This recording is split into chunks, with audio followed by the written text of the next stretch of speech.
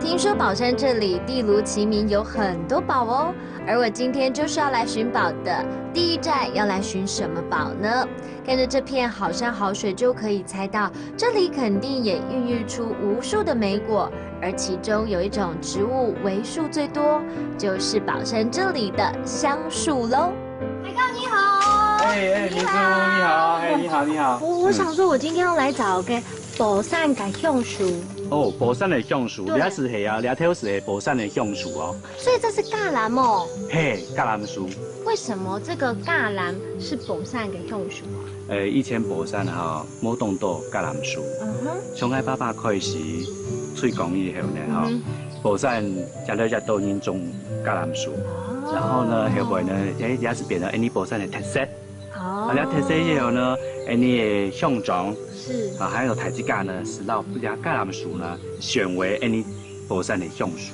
民族我来讲的是俩橄榄油哦，嘿，你俩橄榄油啊那多的时间了你这用手行的手掌心的温度比你热一下。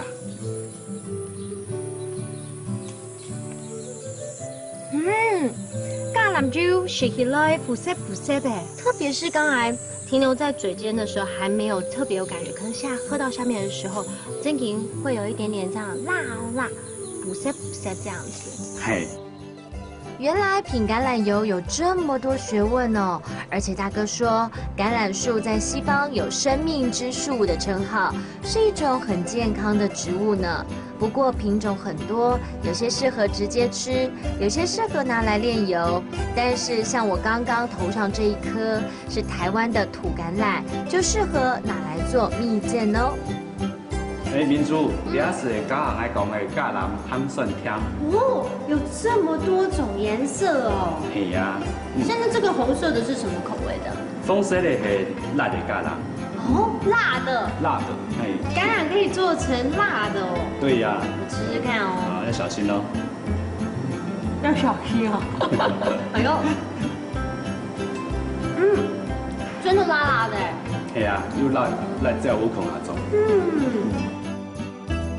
五颜六色的橄榄蜜饯真的是太开胃了。可是橄榄油吃起来不涩，但是不涩才是代表是好油哦。